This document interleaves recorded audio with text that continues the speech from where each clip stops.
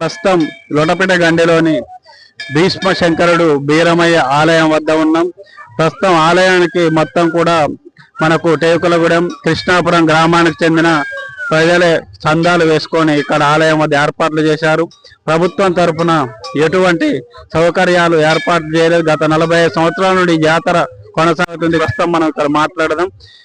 చెప్పండి, జాతర ఏర్పాట్లు ఎట్లున్నాయి? మీ పేరు, ప్రభుత్వం నుండి అందే? పేరు వాసమానందరావు, టేకులగూడెము. జాతర ఏర్పాట్లు బాగున్నాయి. ఈ సంవత్సరం జాతరకు చాలా జనం వచ్చారు. భక్తులు కూడా చాలా బాగుంది. ఈ ప్రభుత్వం మాకు వసతులు కల్పించాలని కోరుతున్నాం. ప్రభుత్వం నుండి ఎలాంటి సౌకర్యాలు కోరుతాను? ఇప్పటి వరకు మీరు ప్రభుత్వం అధికారులకు సూచన చేసిందా? వాళ్ళు పట్టించుకున్నారా లేదు? సొంతంగానే చేస్తాము. ఇక నుండి అధికారులు మాకు జాతరకు సహకారం చేయాలని కోరుతున్నాం. అదే విధంగా మనకు మాజీ సర్పంచ్ కృష్ణాపురం గ్రామస్తుడు మయాలం అచ్చయ్య గారు ఉన్నారు. ఈ జాతర గురించి చాలా సంవత్సరాలు చేసిన అనుభవం ఉంది. ప్రస్తుతం కూడా ఆయన ఏ విధంగా కోరుకుంటాను కనుక్కుంటున్నారు.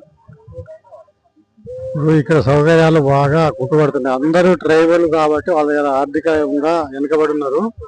ఏదైనా చేయడానికి కూడా వాళ్ళ దగ్గర తగిన స్తోమత లేక వాళ్ళు ఇబ్బంది పడుతున్నారు. కాబట్టి ప్రభుత్వం వారు దీనికి సంబంధించినటువంటి జాతరను సమీకరించుకొని దానికి సంబంధించినటువంటి ఏర్పాట్లు, రోడ్లు, తర్వాత మంచినీటి సౌకర్యము, తర్వాత ఇక్కడ కావాల్సినటువంటి షెడ్లు వేయించి ఇక్కడ ఉన్నటువంటి 3 రాష్ట్రాలు ఉన్నటువంటి జనాల్ని సక్రమంగా ఆదుకొని వాళ్లకు సౌకర్యం కల్పించాలని కోరుకుంటున్నాం.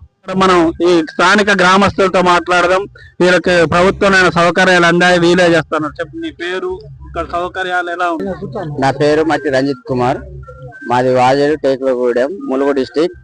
మాకు గవర్నమెంట్ నుండి ఏ సౌకర్యం అనేది లేదు. మా సొంతగా ఒక సందాలు వేసుకొని దీన్ని డెవలప్మెంట్ అనేది చేసుకున్నాం. ఈ సంవత్సరం మాకు ఒక దాతగా ఒకరు ముందుకు వచ్చారు, ఈ బరకాలు అనేది వేశారు. ప్లస్ మాకు ఆయన పేరు బట్టి సంతోష్ కుమార్ చండ్రపట్ల. ప్లస్ పూణె సందీప్ అనేట అతను ఇక్కడ మాకు పోల్స్ వేసి ఇక్కడ నీళ్ళని ఏర్పాటు చేశాడు. టికెట్స్ దగ్గర, గుడి దగ్గర కూడా టెంట్ అనేది గ్రామ పంచాయతీ ఆధ్వర్యంలోనే వేశారు. అంత మించి మాకే ఇప్పుడు మీరు ఇప్పుడు ఎన్నేళ్ల నుండి జాతర జరుగుతుంది.